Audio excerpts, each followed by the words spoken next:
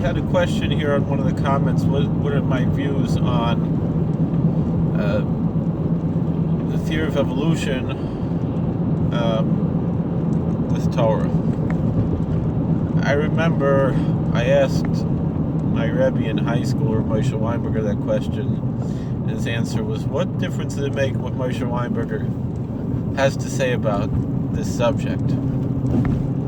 And that's really my answer to what difference does it make what Joe Kolakowski has to say about evolution. But since you asked, I won't be Rabbi Weinberger to give any answer, but I'll give an answer, which is not an answer, just kind of somewhat my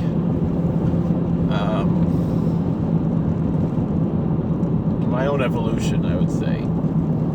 You know, I grew up in a home where religion was a small part of life, mostly around the holidays. And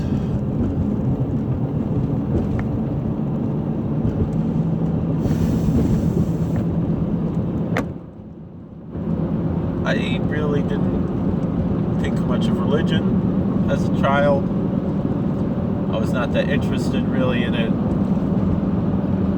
too much, and certainly when it came to the theory of evolution, I was hook, line, and sinker for evolution.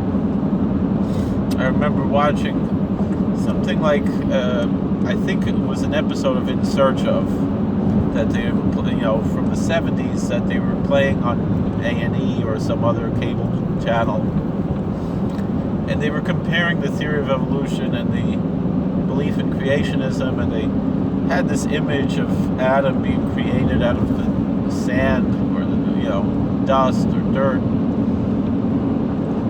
And to me, at that time, as a youth, a very young child, probably 7 or 8 years old, well, I thought that was just silly.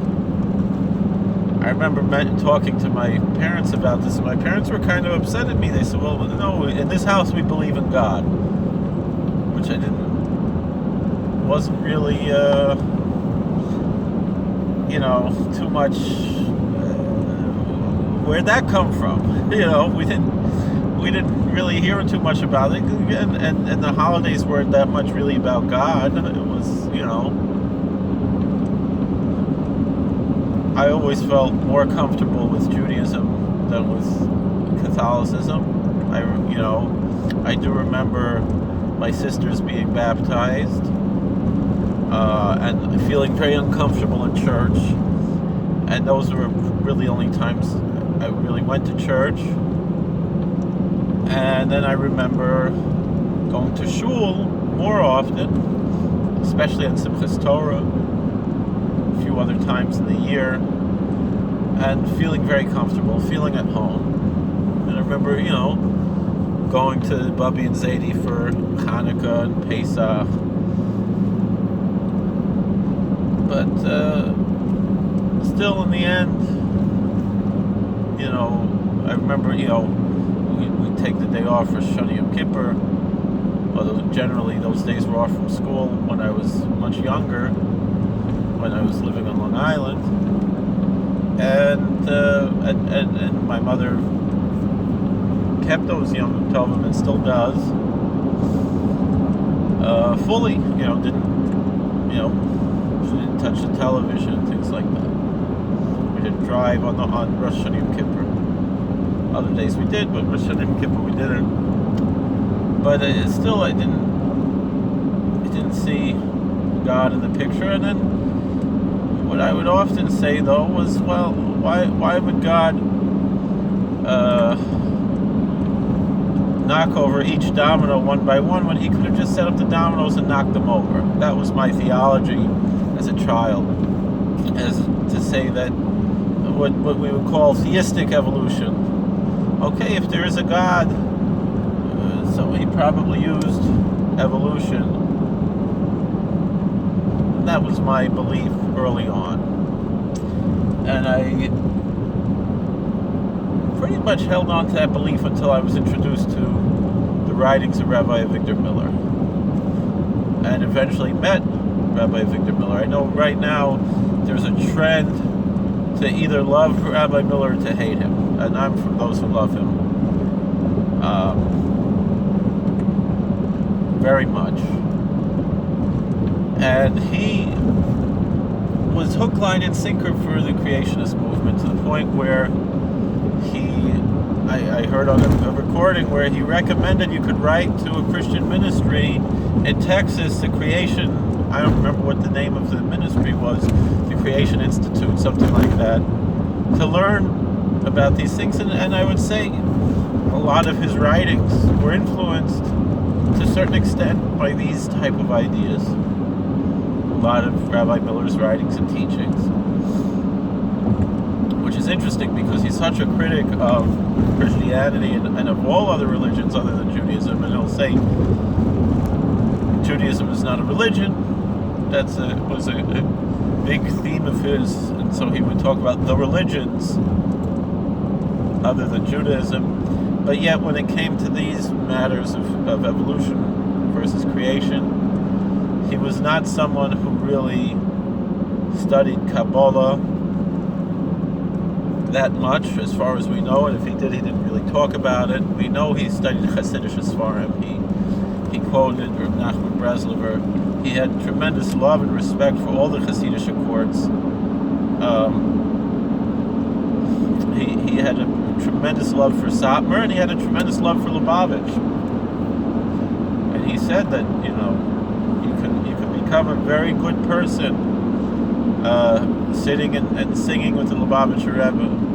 He was very, very, probably the only one of the few Litvische Gedolim from the Haredi sector. I'm not gonna,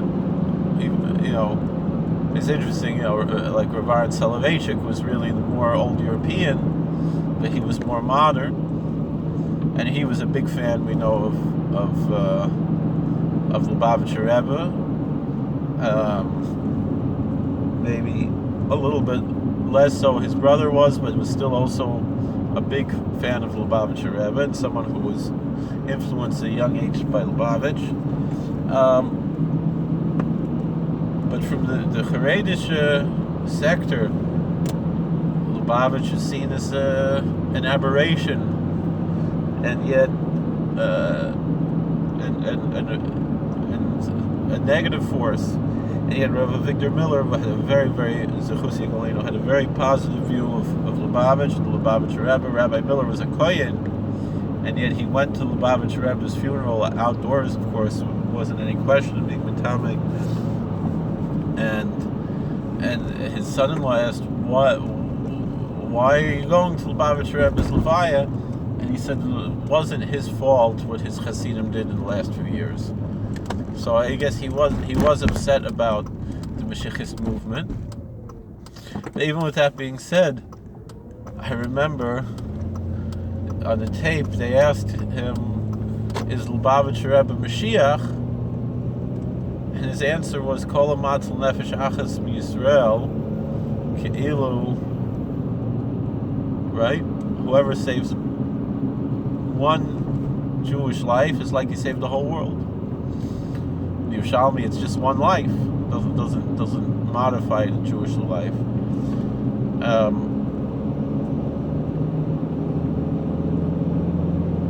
And we don't just mean physically, as Steven Spielberg would have us believe, which is also true. I'm not saying that's not true, that to physically save someone's life is saving the whole world. That's the simple meaning. That's the simple, straightforward meaning of the text of the Mishnah. But also, the spiritual salvation of someone's soul is also saving a whole world. You bring someone to Yiddishkeit, you make many doros, hopefully, even if not all of future doros are frum, but at least some are. We hope and pray, and we hope and pray that all of them are. And so what Rabbi Miller said, he said not only is Lubavitcher Rebbe Mashiach, but also the Satmar Rebbe's Mashiach, and the Babavur Rebbe's Mashiach, and the Belzer Rebbe's Mashiach, and the Mir Yeshiva is a Mashiach. Not only when we say Mashiach, we don't just mean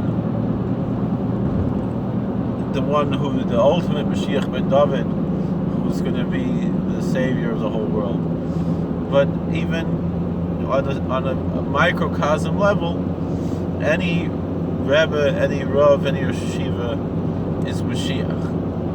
Now that's a strange thing to say,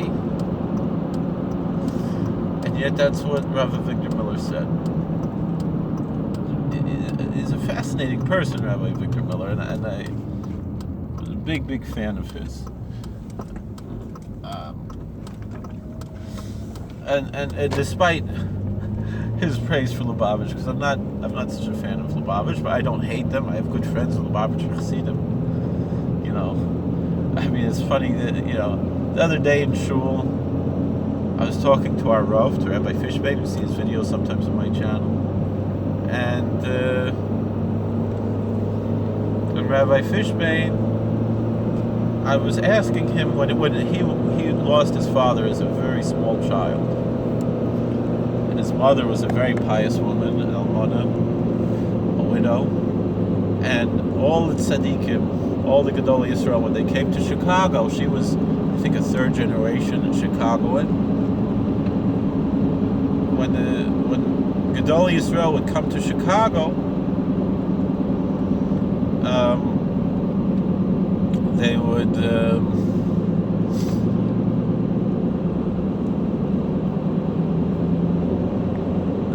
they would stay at her house. She had like a boarding house, Achnos Tzorchim, and all the Gedolim would stay there. And it was known among the Choshev Rabbanim who came from Europe to collect money, whatever they did. There's an almana in Chicago. You stay at her house. By Miriam Dvar Fishbane. And so Rav Hachanan Wasserman stayed there. Hashem Yinkum Damli. So I asked Rabbi Fishbane what memories he has of Rav Hachanan. He said, you know, he was a small child, but he remembers. He said he can still see Rav Hachanan's face before his eyes. He has many stories about Rav Hachanan. Even he said that Rav Hachanan, you know, went over Aleph Beis Kriya Ivra with him, learned with him. What a big schus that was. And among many other famous Gedolei Yisrael who say there was the Rebbe Rayatz from Lubavitch, who I'm a big fan of the Rebbe Rayatz personally. It's not I don't have really issue with Lubavitch. It's just the last Rebbe was a curious character, and I have no qualms about him being a Rebbe like every other Rebbe. And he's a Rebbe just like the Belzer Rebbe and the Babavur Rebbe and so forth. I don't have a problem like that. The Kloisenberger Rebbe, you know, but that. And it's not an issue with him, but it's more of an issue with the Chassidim, how they view him as a Nasi Hader, and like that there's some kind of different inyan about him, even putting aside the Mashiach issue. And there are other issues, but but this idea Nasi Hader and this and that, it rubs me the wrong way. But to say he's a tzaddik like all the other tzaddikim, I don't have a problem like that. To say he's a rebbe like all the other rebbes, I don't have a problem with that. And I respect the Kloisenberger Rebbe also, even though he had, and Belzer Rebbe, even though they had issues with Satmar Rav, I still respect them. But you know, but the way that meaning the visions or the Belzer, they don't see themselves as that different. You know, they have their community, and the communities are community. Whereas Lubavitch, they see it like it's a totally different species, They created a new theology around everything, and it's anyway.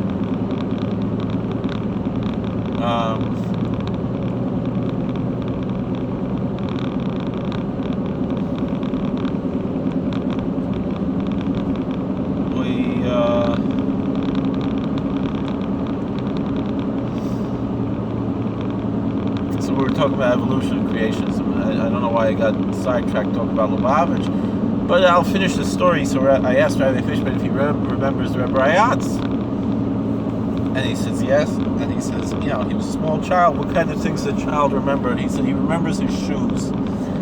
He said he wore shoes that were not like American style shoes, and that's what he remembers. As Rabbi Fishman remembers.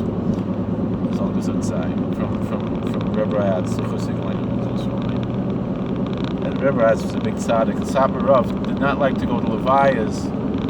He had some kind of Indian where he didn't go to cemeteries. He treated himself almost like he was a kohen, but he did go to the levaya of Rebbe Rayatz. He didn't go inside the cemetery, but he had the Gaboyim drive him to Queens to sit outside to show respect to Rebbe Rayatz. And the same thing I saw one of the current Satmar Rebbes from Samalay at a levaya speaking, giving a hesped, and he spoke outside the Beis, he didn't go inside the Beis. I don't know what their Indian is there, but I know the Satmar Rebbe had an Indian like this, and it seems that the current Admorim of Satmar have a similar Indian. That they go on the yard side. They go to the scene of Satmar Rav. Of course, both of them go.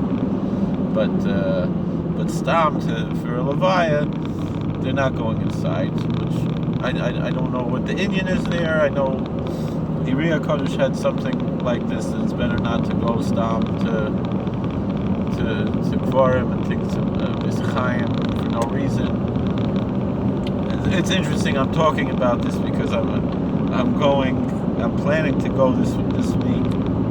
My mother's never been there. It's an Indian of Kibbutz that to go. We've seen the videos before in Bradford. Mirz Hashem, we'll see what happens if we're gonna go. But it's our plan Sunday to go to Bradford, to go to Beis, to go to Kivrei Avos, and especially since my mother's never been there, she's very interested to go. It's her ancestors, her mother's grandparents and great grandparents.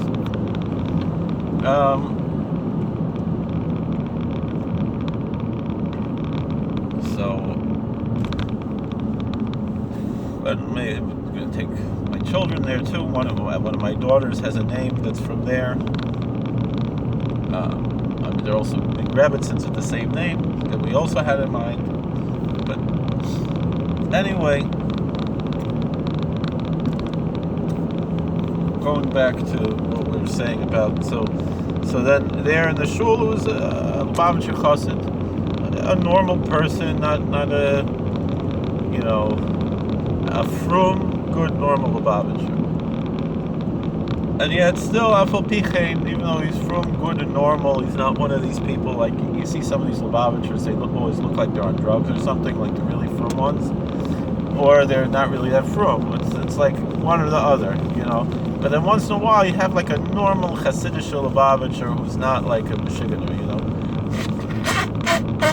And this guy is like that, and so I mentioned to him, I said, Rabbi Fishbane remembers when he was a child, he remembers Rebbe Rayatz. So then I mentioned to him that my birthday is the yard side of Friediger Rebbe's Yud Shvat, the Rebbe Rayatz.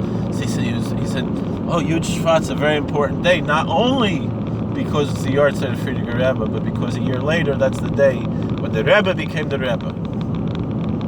And I was trying not to laugh, but it's it's a big day because it's the Friediger Rebbe's yard site at Moscow, But So anyway, Rabbi Miller, he was a pure creationist. A real, almost like the evangelical Christians like Ken Ham. He was that type of creationist, except for the Christian part, of course.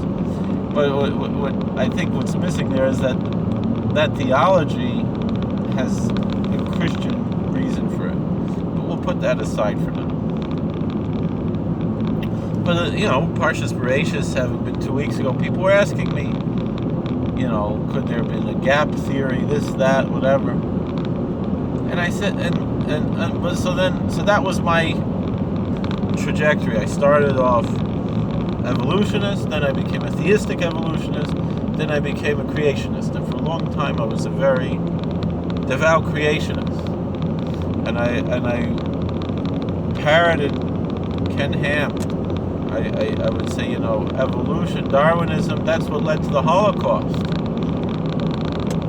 Now I say Zionism, but evolution had a hand in it too, Darwinism had a hand in it too. And both of them I mean politically, I don't mean spiritually, supernaturally. I mean in a normal way. This idea of survival of the fittest and social Darwinism, that was a big impact on Hitler, Yimach Shemayim. And Zionism we've talked about, Netanyahu himself brought up this whole story, and I know a lot of my Zionist friends, they say the same thing. They blame the Mufti of Yerushalayim for the Holocaust. Because apparently, with the story it's told time and time again, I don't know how much was true, was that Hitler Yimach Shemayim was ready to send all of the Jews to Eretz Yisrael. And because the Mufti did not want the Zionists to come, he didn't have a problem with Jews being there as dhimmis, but the Zionists didn't want to be dhimmis. So we wind up with, we could have had 6 million go to Eretz Yisrael, and instead, if they would have gone humbly and not want to take over, and which a lot of the refugees would have, but because it's Zionim, it's the same thing. Look, they're bombing the hotels and all these things, and they're engaged in terrorist actions and these types of things, and it made Soros, the white papers. Why didn't the British take in more Jews? They were going to, but how are they supposed to deal with terrorists? They didn't want to bring in terrorists. And that's the story. That's history. You don't need the Shalosh Shavuos. You don't need anything supernatural. It's plain social studies.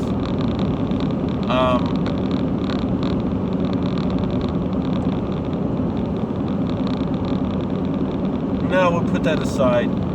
And I know a lot of people are offended by that, and I'm sorry. And you can disagree, and they can still love you. The Munkacher, the Minchas Elazar, was a bigger anti-Zionist than Samarov was. And one of the leaders of Mizrahi was coming through Munkach. He went to go to Mikveh Friday, and he fainted, and he woke up in Munkacherov's house, and he said, "How'd I get here?" He said, they said that the Rav carried you himself, and they said, "Don't worry, the Rav knows exactly who you are, but he wants to make sure you're okay." And the same thing with Munkacherov. He met Rav Kook even, and Samarov refused to go meet Rav Kook because he was afraid that he would be influenced by Rav Kook. But the Munkacher met Rav Kook, and the Munkacher had a lot of respect for Rav Kook, even though he obviously disagreed very strongly with him.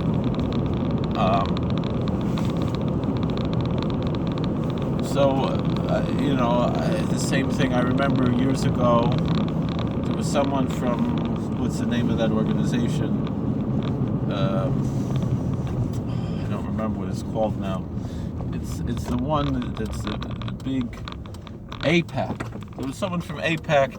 He was going around meeting all the Rabbanim and all the rabbis, conservative Reform rabbis also, in the South. That was his territory, was was the South, and I was a Rav in the South. And he asked to meet me, and I said, I'll meet you. And I invited him to my house. We sat down. I gave him to eat and to drink, and we were very friendly. And I said, I can't work with you, but you're still a fellow Jew, and I'm here to respect you as a frum person.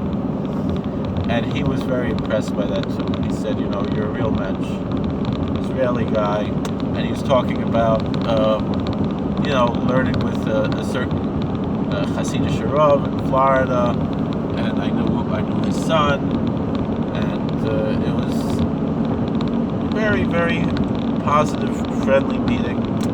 And that's my. I said, even though I can't work together with you, you're still my brother, and we can sit down and farbrang a little bit. There's pictures of it. So then I remember, one of them, Balabatim, who was very upset that I'm anti-Zionist, said, "Oh, for money you're gonna." I didn't take a dime from him. I'm feeding this guy, a stranger. And he said, "Oh, for money you're gonna meet with AIPAC." I said, "I'm not taking any money from them. They're not offering me any money. I'm not taking any money from them. I was just being nice to them. I'm just trying to be a mensch, and also trying to show that I'm not such a crazy Hanoi." So he's gewein. So anyway, like I said, I started as the agnostic evolutionist as a small child. As I got older, I became a theistic evolutionist. And then as I got older again, I became a strict young earth creationist.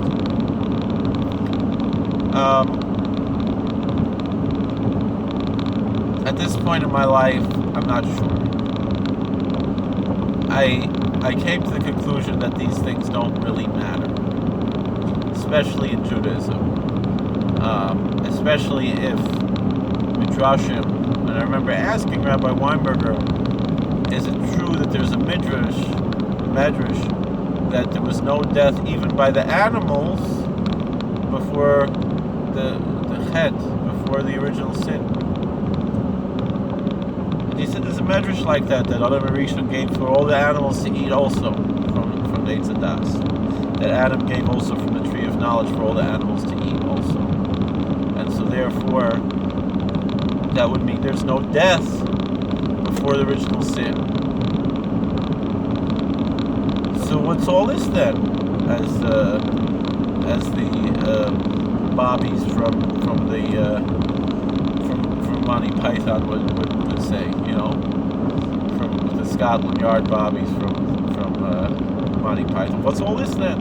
Where's all this death? I mean, these fossils, they're not still alive. They died. They died millions of years ago. What are they doing dying? If there's no death before original sin. Now, for a Christian, that's a major theological issue. And so, for Christians to accept, let's say, theistic evolution or something along those lines, or even old earth creationism, they have to do some theological hoop jumping. I say for Jews, it's not really that important. Midrash is Midrash. It's not necessarily... The things that you're liable to read in the Midrash, they ain't necessarily so. The things you're liable to read in the Bible, they are. But that you read in the Midrash, ain't necessarily so. Right? Even if the Midrash says, even if the little Midrash says, even if it's TorahTots.com. It's not to say Midrash is worthless. It's very valuable, it's beautiful, and it's a source of inspiration and knowledge and truth. But there are different types of truth, and there's the mythological truth and the logical truth. And we should not, and that's one of, again, I was talking about Lubavitch. It's one of the big problems with Lubavitch is they take mythos as logos, and it's not. So,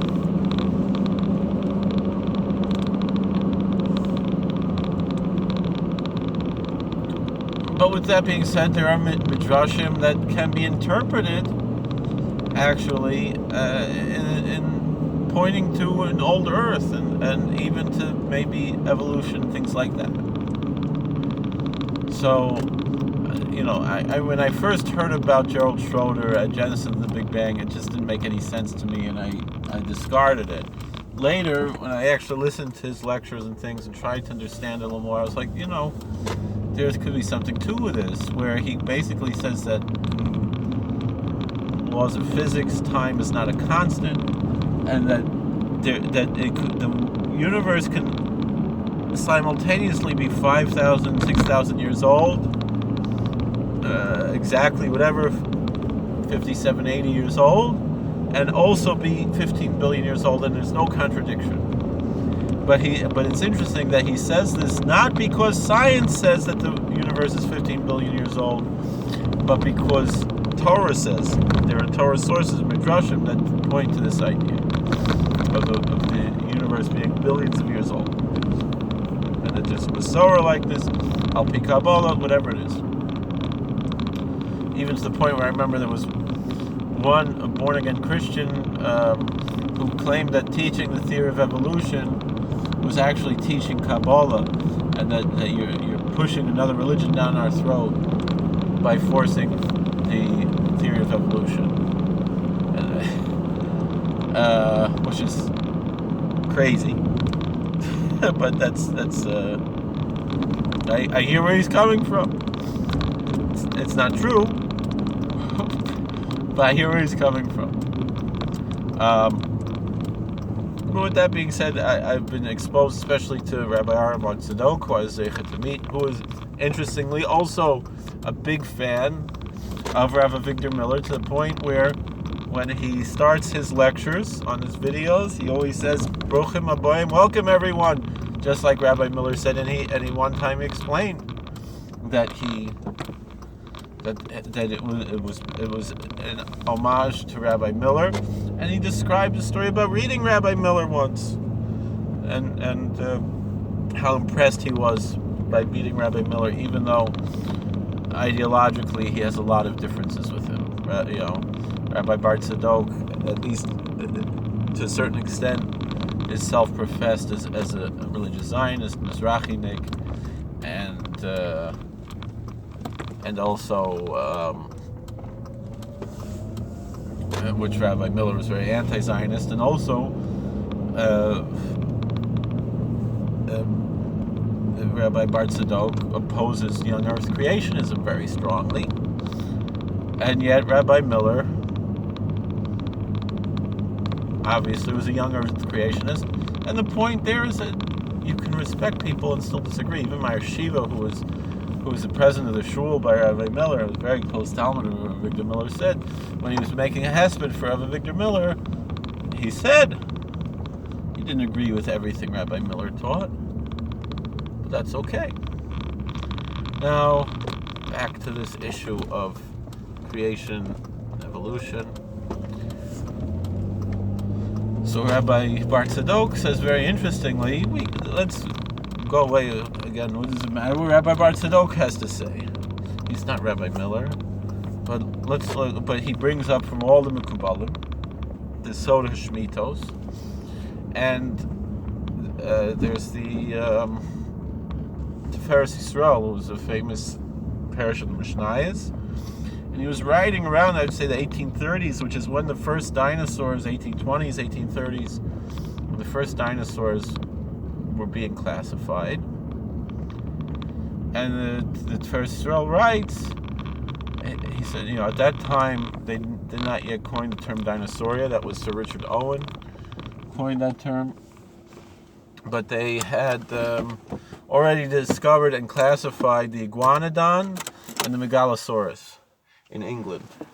And Rabbi Lipschitz said that, look, the discovery of these species proves that which our Kabbalists teach of the Soda Shmitos. And he mentions by name Iguanodon and Megalosaurus, which is a fascinating thing.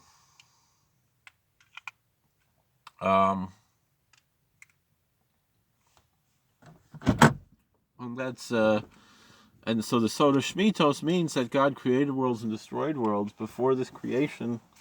And so I remember one of my prisoners, one of my inmates, who was a very devout born-again Christian, he said that, he was interested in what he called the gap theory, and that he believed that this creation was preceded by another creation, and that when meaning the 6 days of creation, which did happen 6,000 years ago, were a new creation on top of the ruins of a previous creation that God had made.